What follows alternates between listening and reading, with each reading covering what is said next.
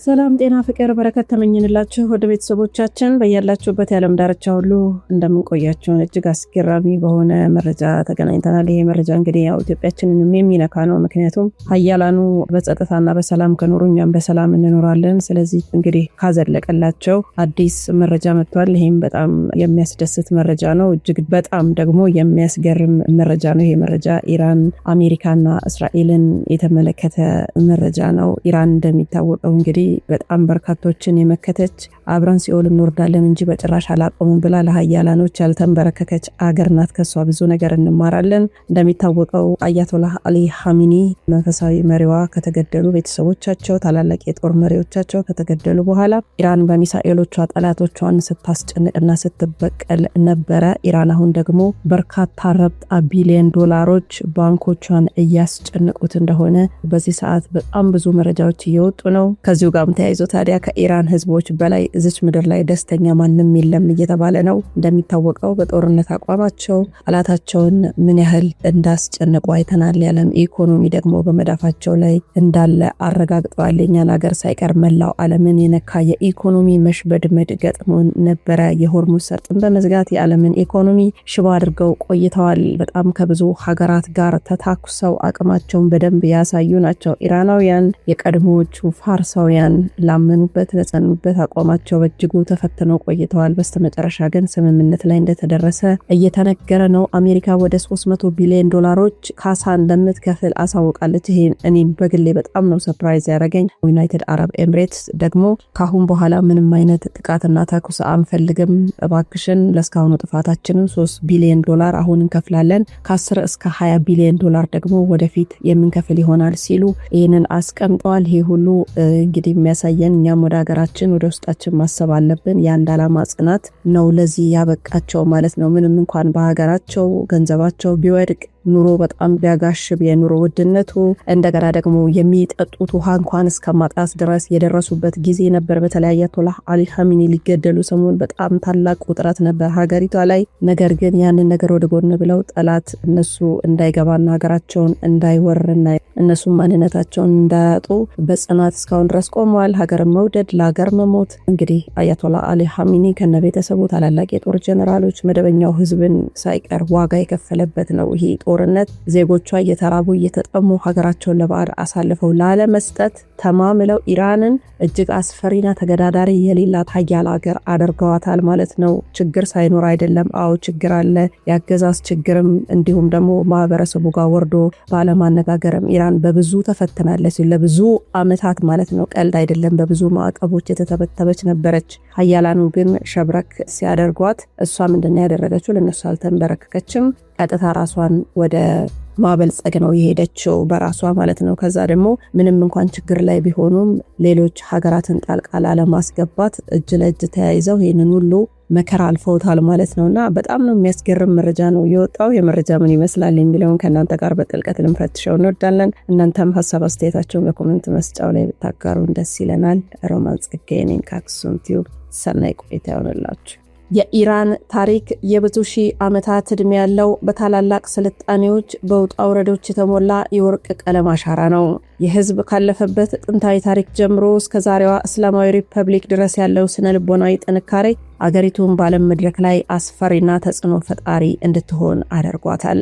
የዛሬዋ ኢራን የጥንቷ ፋርስ ስልጣኔ ቀጥተኛ ወራሽ ነች። በሳይረስ ታላቁ ሳይረስ ዘ ግሬት የተመሰረተው የካይሮስ ኤምፓየር በዓለም ታሪክ ከመጀመሪያዎቹና ታላላቆቹ ስልጣኔዎች አንዱ ነበረም። የባህል የበላይነቷን ፋርሳውያን በታሪካቸው ለማንም ባዕድ ኃይል በቀላሉ እጃቸውን ያልሰጡ የራሳቸው ቋንቋ፣ ፋርሲ ባህልና ማንነት በከፍተኛ ኩራት ጠብቀው ያቆዩ ህዝቦች ናቸው። በታሪካቸው እንደ እስክንድር ታላቁ የአረብ ወረራና የሞንጎል ወረራዎችን የመሰሉ ከባድ ፈተናዎች ቢያልፉም ባህላቸው ወራሪዎቹ መልሶ የሚያቃጥል እንጂ ራሱን የሚያጠፋ አልነበረም። የታሪካዊ ትውስታ የዛሬው ትውልድ ለማንም በረከከም ለሚለው ስነ ልቦናዊ ዋናው የምንጭ ውሃቸው ነው። 1979 አብዮትና ምዕራብም ምስራቅም የመካዱን ፖሊሲ እስኪንፈትሸው የዛሬዋ ኢራን ወታደራዊና ፖለቲካዊ አቋም የተገነባው በ1979 የአያቶላህ ሩሁላህ ኻሜኒን እስላማዊ አብዮት ነው። አብዮቱ አገሪቱን ከአሜሪካ የቅርብ ወዳጅነት አውጥቶ ፍጹም ራሷን የቻለች ሀያል አደረጋት። ይህ መርህ ኢራን በራሷ ሀገር እንድትቆም ያስገድዳት ሲሆን በተለይም ለ8 ዓመታት ከኢራቅ በሳዳም ሁሴን ጋር ያደረገችው ከባድ ጦርነት ህዝቡና መሪዎቹ በጭንቅ ውስጥ የመጽናት ጥበብን የተማሩበት ነበርም። በወቅቱ ዓለም አቀፍ ማዕቀብ ተጥሎባት የነበረችው ኢራን የራሷን የጦር መሳሪያ ኢንዱስትሪ በሀገር ውስጥ የመገንባት ጉዞ የጀመረችው በዚሁ መከራ ውስጥ ነበርም። ኢራን ባለፉት 40 ዓመታት የገነባቸው የወታደራዊ አቅም ስትራቴጂ ያልተመጣጠነ ጦርነት ላይ የተመሰረተ ነው። የተራቀቁ የአየር ኃይል ተዋጊ ጀቶች መግዛት ስለማትችል ትኩረቷን በሙሉ በሁለት ነገሮች ላይ ያደረገች። አንደኛው የረጅም ርቀት ሚሳኤል ነው። የትኛውንም የአካባቢዋን ጠላት ሊመቱ የሚችሉ የባላስቲክና የክሩዝ ሚሳኤሎች ክምችት። ሁለተኛው ድሮን ነው። UAV ቴክኖሎጂ ይሉታል። በዓለም አቀፍ ደረጃ ርካሽና እጅግ አጥፊ የሆኑ ድሮኖችን በማምረት ግንባር ቀደም መሆን ችላለች። ይህ አቅሟ በቅርብ ዓመታት በተደረጉ ክልላዊ ግጭቶች ላይ በተግባር የታየ ሲሆን ጠላቶቿ ጥቃትን ከመሰንዘራቸው በፊት ደግመውና ደጋግመው እንዲያስቡ የሚያደርግ የቁም ቅዠት ሆኖባቸዋል። በጂኦግራፊያዊ አቀማመጧ ረገድ ኢራን የዓለም ነዳጅ መስመር የምትቆጣጠርበት ትልቅ ካርድ አላት። እሱም የሆርሙዝ ሰርጥ ነው። የዓለም 1/5 20% የሚሆነው የነዳጅ ፍጆታ የሚያልፈው በዚህ ጠባብ ሰርጥ በኩል ነው። ኢራን ሰርጡን ሙሉ በሙሉ ባትዘጋውም በዚያ አካባቢ የምታሳየው ወታደራዊ ጡንቻ መገኘት የዓለም የነዳጅ ገበያና የኢኮኖሚ ዋጋ በቀጥታ የማናወጥ አቅም አለው። ይህ አቅሟ የዓለም ሀያላን ሀገራትን ከሷ ጋር በቀጥታ ጦርነት ውስጥ እንዳይገቡ የሚያደርግ ትልቅ መከላከያ ጋሻ ሆኖላታል። ለኢራን ህዝብና መሪዎች ብሔራዊ ክብርና ሉዓላዊነት ከቁሳዊ ብልጽግና በላይ ዋጋ አላቸው። ይህንንም አሳይተዋል። አገሪቱ ለ10 ዓመታት በዓለም ላይ ታይቶ በማይታወቅ ከባድ የኢኮኖሚ የባንክ ማዕቀብ ውስጥ ብትቆይም ዜጎቿ የኑሮ ውድነትና መከራን እየቻሉ አገራቸውን አሳልፈው አለመስጠታቸው ትልቅ የሞራል ጽናታቸውን ያሳያል። ከፍተኛ የጦር ጀነራሎቿ እንደ ቃሲም ሱሌማን ያሉ በመስዋዕትነት ቢያልፉም ይህ ለአገሪቱ ህዝብ የድክመት ሳይሆን የቁጭትና የትግል ማገዶ ሆኖ ያገለግላል። የዛሬዋ ኢራን ጥንካሬዋ የመነጨው ከትልቅ ታሪካዊ ቅርስ፣ በራሷ የመተማመን ስነ ልቦና፣ በፈተናዎቿ ውስጥ ካካበተችው ወታደራዊ እውቀት ነው። ምንም እንኳን የተጋነኑ የገንዘብ ካሳ ወሬዎች እውነት ባይሆኑም ኢራን ያሳየችው የዓላማ ጽናት፣ የስትራቴጂ ብልሃት፣ የህዝብ ትዕግስት በምስራቅ መካከለኛም ሆነ በዓለም ፖለቲካ ላይ ማንም ሊገፋት የማይችል ሀያልና ተገዳዳሪ አገር አድርጓታል። የዛሬዋ ኢራን ስነ ልቦና የተገነባው ትላንት ሳይሆን ከ2500 ዓመታት በፊት ነው። ታላቁ ሳይረስ ዘ ግሬት የአካሜድ ኢምፓየር ሲመሰረት በዓለም ታሪክ የመጀመሪያው የሰብአዊ መብት አዋጅን አውጇል።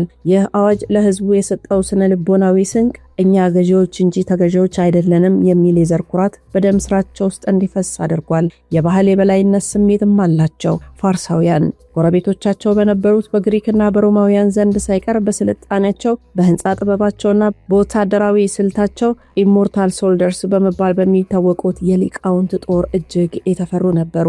ኢራን በታሪኳ ከግሪኮች እስክንድር፣ በአረቦችና በሞንጎላውያን ተወራለች። ነገር ግን ከሌሎች ህዝቦች የሚለያቸው ትልቁ ሚስጥር እዚህ ላይ ነው። ባህላቸውን ማጣት አይፈልጉም።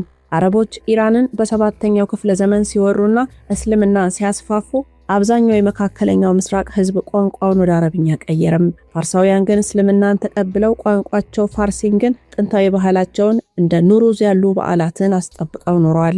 ፈርዶሲና የሻህሜን ተጽዕኖ ገጣሚው ፈርዶሲ ለ30 ዓመታት ያህል በመልፋት የፋርስን ታሪክ በግጥም የጻፈው የአረብኛ ቃላትን ባለመጠቀም ነበረ። የመጽሐፍ የኢራንን ብሔራዊ ማንነት የታደገ ተአምር ነው። ስለዚህ ዛሬ ኢራን ከአሜሪካ ወይም ከምዕራባውያን ጋር ስትጋፈጥ የምታየው የዛሬውን ማዕቀብ ብቻ ሳይሆን የ2500 ዓመቱን የማንነት መከላከያ ግንብ ነው። እስከ 1979 ድረስ ኢራን በዕብራይስጥና በምዕራባውያን ኃይሎች የሚመራው የሻህ መሐመድ ረዛ ፓህላቪ አገዛዝ ስር ነበረች። አገሪቱ የምዕራባውያን የነዳጅ ማደያና በክልሉ የአሜሪካ ወታደራዊ ፖሊስ ነበረች። ሆኖም የህዝቡ የሀብት መባከን፣ የባህል መበረዝና የሻህ የደህንነት መስሪያ ቤት የሚያደርገው ጭቆና ህዝቡን አስቆጣው። አያቶላ ሆሚኒ መምጣት እጅግ ቁርጠኛና የማይንበረከኩ መሪ ሆሚኒ አብዮቱን መርተው ሻህን ከሀገር አባረሩ። የአብዮት በዓለም ላይ 3ኛው ትልቅ ስልታዊ መስመር ተፈጠረም።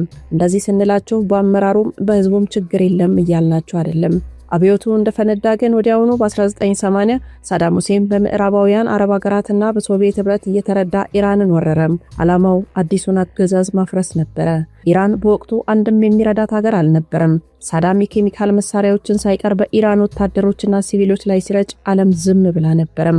ባሳጅ ስነ ልቦና የሚሉት ታዲያ ተፈጠረ። ወጣቶች፣ አዛውንቶች፣ መደበኛው ህዝብ በፈቃደኝነት ወደ ግንባር እየሄዱ በባዶ እጃቸው ፈንጂዎችን ያረክሱ ነበረም። ይህ ጦርነት ለኢራን ህዝብ ያሳየው አንድ ትልቅ እውነት አለ። በዚህ ዓለም ላይ ማንም አይደርስልህም። ጥንካሬ ከራስ መሆን አለበት። ዛሬ ለምናየው ወታደራዊ ራስን የመቻል ስትራቴጂ መሰረታቸውም ይሄ ጦርነት ነው። ኢራን በአቪዬሽን በጦር አውሮፕላን ነገ ካሉ ጠላቶቿ ጋር መወዳደር እንደማትችል ስላወቀች ስትራቴጂዋን ወደ ሌላ አቅጣጫ አዞረችው። የምድር ውስጥ የሚሳኤል ከተሞችን ገነባች። ከመሬት በታች በመቶዎች የሚቆጠሩ ሜትሮች ጥልቀት ላይ ተራራዎችን በመቆፈር ሙሉ በሙሉ በሚሳኤል የተሞሉና የማስወንጨፊያ ጣቢያዎች ያሏቸው የሚሳኤል ከተሞችን ገነባች። እነዚህ ከተሞች በኒውክሌር ቦምብ ሳይቀር የማይደመሰሱ ናቸው። ሌላው ትክክለኛነት ነው። ትክክለኛነትን ማሳደግ እንደ ፋታህ 110 ሳጅልና በቅርቡ ይፋ የሆኑትን ሃይፐርሶኒክ ፋታህ ሚሳኤሎች የትኞቹንም የጠላት የአየር መከላከያ ሰብረው የመግባት አቅም አላቸው። ይህ አቅም ጠላቶቿን በትነኩኝ ቤት ድረስ መጥቻ ያጠፋለው የሚል የማስፈራሪያ ካርድ ሰጥቷታል። በዘመናዊ ጦርነት ውስጥ ኢራን የድሮን ልዕለ ኃያል ሆና ብቅ ብላለች። ርካሽ ነገር ግን ደግሞ ገዳይ እንደ ሻሂድ 136 ያሉ የካሚዜል ድሮኖች ዋጋቸው እጅግ ርካሽ ቢሆንም በጅምላ ሲተኮሱ የጠላትን በሚሊዮን ዶላር የሚቆጠር የአየር መከላከያ ሚሳኤል እንደ ፓትሪዮት ያሉትን ያሟጥጣሉ። የስልት የጦርነት የኢኮኖሚ ቀመር ሙሉ በሙሉ ቀይሮታል። የሆርሙዝ ሰርጥ ስፋቱ በጣም ጠባብ ከመሆኑም የተነሳ የመርከቦች መተላለፊያ መስመሩ የኢራን የባህር ክልልና ደሴቶች ስር ያልፋል። ይሄ ነው እንግዲህ ዓለምን አንቆ ያዘው ሆርሙዝ። ፈጣን የባህር ኃይል ጀልባዎች የኢራን እስላማዊ አብዮታዊ ጠባቂ ጦር IRGC ባህር ኃይል የሚጠቀመው ግዙፍ መርከቦችን ሳይሆን በሺዎች የሚቆጠሩ ትናንሽ ፈጣንና በሚሳኤል የታጠቁ ጀልባዎችን ነው። እነዚህ ጀልባዎች ግዙፍ የአሜሪካ የጦር መርከቦች በረብሻ ጦርነት የማጥቃት ብቃት አላቸው። የኢኮኖሚ ሽባነት ዛቻም እንደዛው። ኢራን በዚህ ሰርጥ ላይ አንዲት ፈንጂ ብትጥል ወይም መርከቦችን ብታገት የዓለም የነዳጅ ዋጋ በአንድ ጀንበር በጥፍ ይጨምራል። እሱንም አይተነው ከርመናል። ይሄ ደግሞ የምዕራባውያንን የኤሌክትሪክ፣ የትራንስፖርት፣ የፋብሪካ ኢንዱስትሪዎችን ዋጋ ሰማይ በማድረስ ህዝባቸው በአገዛዞቻቸው ላይ እንዲያመጽ ያደርጋል። ይህንንም በትንሹ አድርገዋለች ኢራን። ስለዚህ ሰርጡን አለመምታት ሳይሆን የመምታት አቅም አለኝ ብሎ ማሳየቱ ብቻውን ትልቅ የዲፕሎማሲ ጉልበቷ ነው። አሜሪካ ከፍተኛ ጫና ወይ ደግሞ ማክሲመም ፕሬሸር በሚል መርህ የኢራንን የባንክ ስርዓት የነዳጅ ሽያጭ ሙሉ በሙሉ ዘግታው ቆይታለች። በየትኛውም አገር ቢሆን እንዲህ ያለ ማዕቀብ የውስጥ እርስ በርስ ጦርነትን ያስነሳ ነበረም። ነገር ግን በኢራን የአገር ውስጥ ምርትን አሳደጉ። ኢራን ከጥፍር መቆረጫ እስከ መኪና፣ ከሕክምና መሳሪያዎች እስከ ከፍተኛ የሳይንስ ውጤቶች ድረስ በሀገር ውስጥ ማምረት ጀመረች። በሞራልም ጽኑ ናት ኢራን። ህዝቡ የኢኮኖሚ ችግር፣ የገንዘብ ምንዛሬ መውረድና የኑሮ ውድነት ቢኖርበትም ውጫዊ ኃይሎች ግን መተው ሀገሪቱን እንዲያፈርሷት ፈጽሞ አይፈቅዱም። እየተራቡ እየተጠሙ እያለቀሱ ነበር እጅ ለእጅ ተያዙት። ይህ የመነጨው አሹራ ከሚባለው የሺአ እስልምና መንፈሳዊ ስነ ልቦና ነው ይላሉ ታሪክ ጸሐፊዎቹ። እሱም ከውርደት መስዋዕትነት ይሻላል የሚል ፍልስፍና ነው። የኢራን መሪዎች እና ጀነራሎች እንደ መደበኛ የጦር መሪዎች ሳይሆኑ ከህዝቡ ጋር አብረው በመከራው ውስጥ ያለፉ ናቸው። አያቶላህ አሊ ኻሜኒና የጦር አዛዦቹ የቅንጦት ሕይወት የሚኖሩ ሳይሆኑ እጅግ ቀላልና ስነስርዓት ያለው ለሃይማኖታዊና ብሔራዊ ዓላማቸው የቆረጡ ናቸው ይላሉ የፖለቲካ ተንታኞችም። ጀነራሎቻቸው በየግንባሩ በሶሪያ፣ በኢራቅ፣ በየመን በቀጥታ ከጠላት ጋር ፊት ለፊት ደረታቸውን ሰጥተው የሚጋፈጡ በመሆናቸው በህዝቡ ዘንድ እንደ ቅዱሳን ጀግኖች ይታያሉ።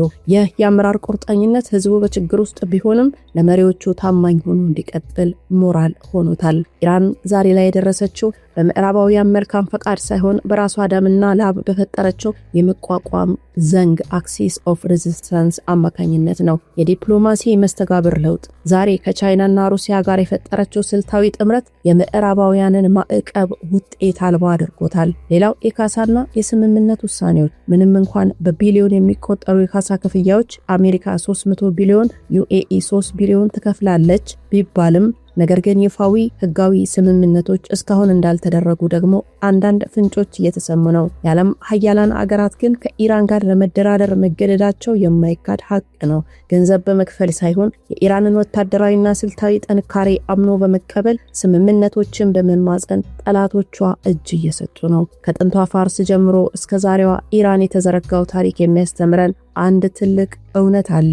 በተለይ ለኢትዮጵያውያን አንድ ህዝብ በማንነቱ ካመነ የራሱ የጦር መሳሪያ በራሱ ማምረት ካስቻለና ለመሪዎቹ ለዓላማው ታማኝ ከሆነ ምንም ያህል ቢራብና ቢጠማ ዓለም አቀፍ ማዕቀቦችና ሀያላን መንግስታት ሊያንበረክኩትም አይችሉም። ኢራን ዛሬም ድረስ በምስራቁ መካከለኛ ላይ የአንበሳውን ድርሻ ይዛ እንድትቀጥል ያደረጋት ይኸው የማይበገረው የወርቅ ቀለም ያለው የታሪክ ስነ ልቦና ሰንሰለቷ ነው።